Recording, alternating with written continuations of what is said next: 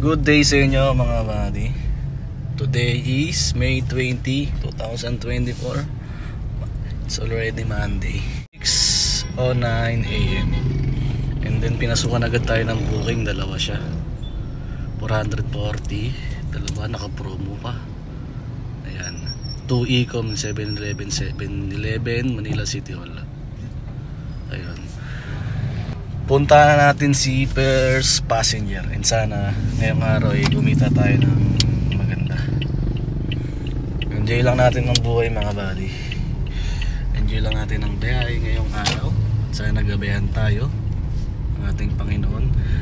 Unang-una, huwag natin kalimutan magdasal bago umalis. At i-check lahat ang engine ng sasakyan natin.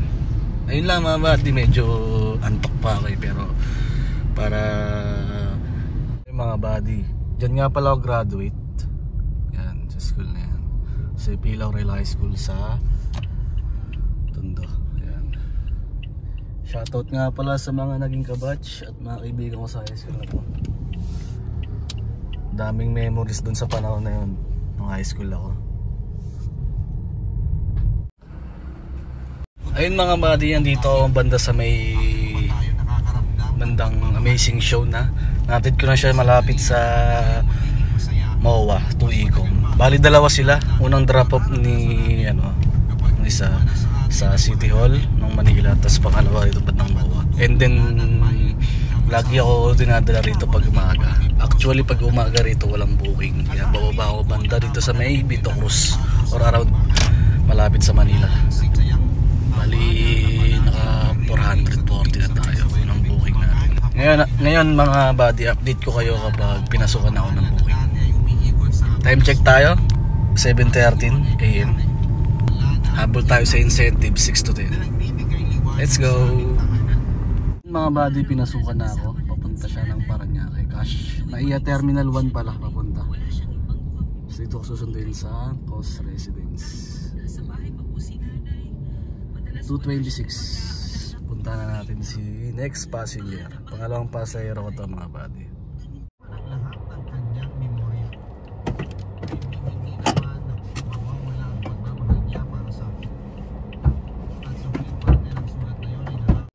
Ayun, dito na-drop na natin sila sa Terminal 1. Then drop na natin, pinasukan ako ng booking dito. Dito rin, Naiya Terminal 1. Punta sa BDO Newport Resort. Grab pay siya. Dito lang pala. Ito na si ma'am.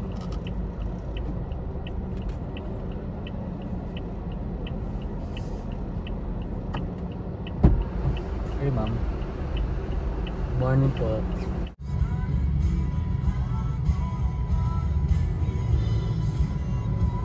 Natin si Mamucha. Sarap na natin. Ayan. Tapos pinasukan ulit tayo ng booking sa may Savoy Hotel. Papuntang 68 pesos lang. Terminal 3. Kunin natin yan, dito tayo makarating. Let's go mga buddy. Drop na natin sila, ma'am. Senior citizen sila. Susukan ang bukong dito. Arrival bay naman sa baba. Puntang Makati City. Kunin ko na ito mga buddy. Di ko alam buddy kung nakamagkano na yung earnings natin today. Naka 2 hours na biyahe lang ako. Sunod-sunod na booking na, siguro pang 5 ko na to. Hindi ko alam kasi dire-diretso yung biyahe natin hanggang ngayon. Ngayon papunta ako ng Terminal 3, arrival ulit. Ay sa arrival, departure pala ako kanina. Ngayon sa arrival naman ako magsusundo papuntang Makati. Then sa Makati siguro mga pag umaga medyo siguro papasok lang sa atin yung mga Gurami, minsan malalayo, ganyan. Pero try din natin. Pero subukan kong bumiyahe ngayong umaga lang hanggang 12. Ganon, mainit na kasi. O kaya abutin tayo ng mga 2 kasi may pasok pa yung misis ko. Kailangan mag-alaga ng bata. So ayun mga buddy, update ko lang kayo ulit. Pupunta na ako ng arrival bay. Bali umikot lang ako. Ingat kayo mga buddy sa mga biyahe nyo ha.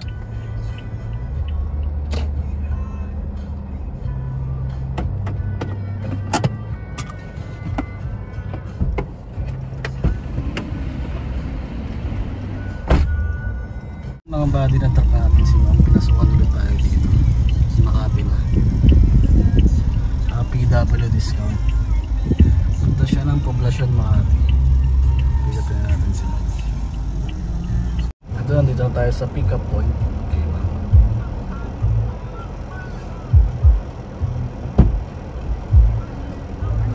Good morning po ma'am. Ayun sa kanan. Ito yung may lampas ng tao nakapula. Yan. Thank you po ma'am. Ingat po kayo. Ayun, na-drop na natin yung pasahero natin si ma'am, senior citizen. Yun, pinasukan na naman tayo cash. Ati papuntang Makati rin. Bali 166. Yung mga buddy, paalala ko lang sa inyo dito sa Makati. Huwag kayong basta-bastang baliwalay yung mga nakasign dito. Kasi natikita na ako rito, nagbabao ng pasahero. Told dito ngayon lang oh. Told ngayon ha, no parking sign nakalagay dun siya nagpapababa kay ma'am. Kaya sabi ko, abante akong konti. Kasi kailangan di ka magtatagal. Kasi nakaraan Monday din yun, natikita na ako dito mga buddy. Alas kakababa ng pasahero ko dyan sa may De La Costa. Wala, kahit anong pilit kong pakisuyo sa Makati Enforcer, talagang titikitan ka talaga nila. Walang ano sila rito. Tsaka wala rito ang coding mga buddy pag babiyahe kayo rito ha. Walang coding. Paalala ko lang sa inyo. Pati Las Piñas. Kasi dito sa Makati sobrang higpit dito. Di ka talaga pwede mag-parking dito sa mga side dito. Kahit sabi mong tatabi mo lang, kailangan maghanap ka talaga ng specific place na safe. Kasi once na nahuhuli ka nila sa akto, kahit sabi mo na isang segundo ka lang doon, huli ka talaga. Ayun, natikita na ako DTS dito mga buddy. Halagang 1K din yun. Siguro tutubusin ko na lang sa Wednesday. Kukuha lang akong pantubos. Kaya mga buddy, ingat kayo sa mga traffic signs dito sa Makati.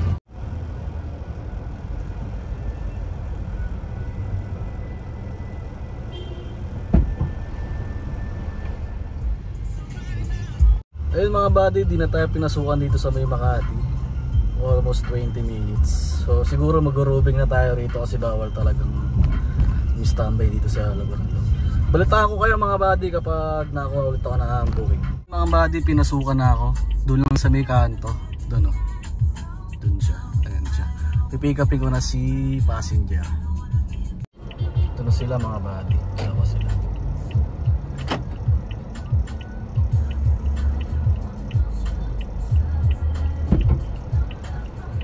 Morning po mga tropa natin. Ayun mga buddy, pinasukan ako ng booking ulit dito sa may Makati. Susunduin natin sa Malugay Air Residence papuntang Eyak. Diyan sa may Ermita. Pa-drop na natin sila. Ayun sila. Dalawa. So i-drop na natin sila sa apps. Chinese sila, Chinese. Ayun, pinasukan na tayo ulit mga buddy. Tayo ngayon sa top Green Residential pick upin. Sa may Adriatico, Ermita lang susundo ay atin. Adriatico, Robinson Place, Manila. Drop na natin sila, yun sila dalawa. So habang tayo ng pauwi mga buddy, sana pasukan tayo ulit pauwi. So ayun nga mga buddy, no, naka 2.8 na tayo, malinis. Yan ang kinita natin ngayong umaga, Monday. 2.4 yung cash wallet, tapos 2.8 yung earnings natin. Ayan, ngayong umaga lang yan ha. Ngayon hindi ko napipilitin kasi may ano ako eh, may high blood ako eh. Uuwi muna ako.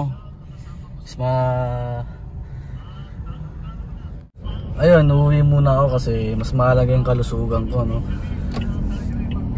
Bali wala yung kita nating malaki kung magkakasakit tayo, kung magkakaroon tayo ng emergency, no? So tanghali na, tatanghali na. Uwi tayo. Yun. Nakachamba tayo ng ano, ng biyahe na mataas ang earnings. Kasi ang diskarte ko kasi pag mga gantong umaga o gabi, dati eh naka-open yung Grab Saver ko. Di ba mababa lang yung bigay ni Grab Saver. Kaya ang ginawa ko ngayon habang bumabiyahe ako, hindi na ako nag-Grab Saver eh. Pag totally kapag malakas naman ang booking, huwag ka na mag-Grab Saver. Off mo yun, tapos ang ginagawa ko, in-off ko rin yung NCR, outside NCR ko, tsaka outside NCR. Pag gantong Monday, kasi dahilan na wala mo kasi yung pag binato ka ng ano, ng outside NCR, mahirap na makakuha ng pabalik. Minsan tsambahan lang.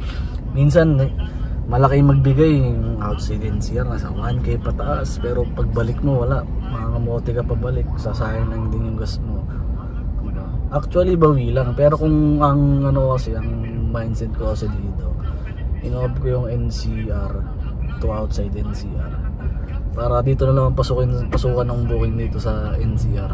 Ayun yung diskarte ko. Kita nyo ngayon, naka-2.8 ako. Ang gas ko lang doon is 500. Ang sasakyan ko is 4-seater sedan. 2.8 minus mo yung 500 doon, bali may 2.3 ka na, diba? Tapos mamayang hapon naman babiyaya ko. Itong video na to is para lang na yung umaga, no? Mas ngayon gagawa tayo ng video na hapon hanggang gabi. Siguro next time or susunod na ano natin na vlog natin is i-vlog natin yung kung magkano kinikita ng hapon. Sisimula tayo siguro ng 3 hanggang gabi na yon. Kung makakuha tayo ng kung mataasan naman natin tong kita natin ngayong umaga, hindi much better diba kung gabi, diba? Siguro natsambahan ko lang kasi malakas ang booking, walang traffic. Minsan kasi may mga traffic na lugar eh. Kanina kasi binato ko sa mga walang traffic, kaya sunod-sunod ng booking, mabibilis ang biyahe, no? Eh, kasi di pa masyadong maaraw. Katulad ka kanina, lumabas ako 6 na. Anong oras na? Alas 12. Alas 12. 6 ako lumabas kanina, 6. Ngayon tanghali na. Uwi na ako. Eh, syempre, papahinga, kakain ako. Doon ako kakain sa bahay. Mas makakatipid pa ako. Ngayon, hapon, mamayang hapon, babiyahe naman ako hanggang gabi. Siguro kuha na lang din ako ng pangkukota ko sa boundary ko. Boundary ko kasi is 1,250. Kuha na lang ang boundary ko, tapos ilalabas ko dun yung ginas ko na 500. Bali ngayon papagas ako ng 500 pesos para mamayang hapon naman yun. Tapos ilalabas ko yung 500 na yun. Bali ang totally naman dapat makota ko mamayang gabi is 1,750. Siguro sana maka 2,000 tayo kahit may 300 tayo malinis. So yun. So muli maraming salamat sa inyo mga buddy. Ngayon sa susunod na vlog panggabi naman tayo. So yun.